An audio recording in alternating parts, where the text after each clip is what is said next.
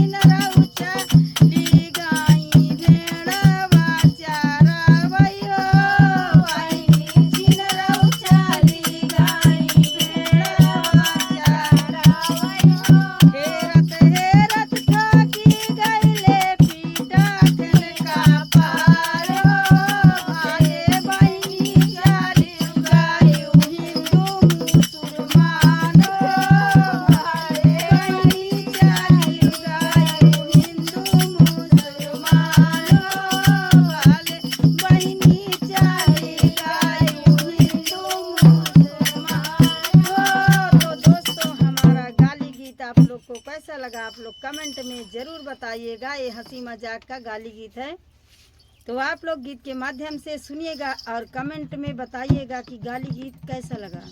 तो next video में मिलेंगे। Bye by.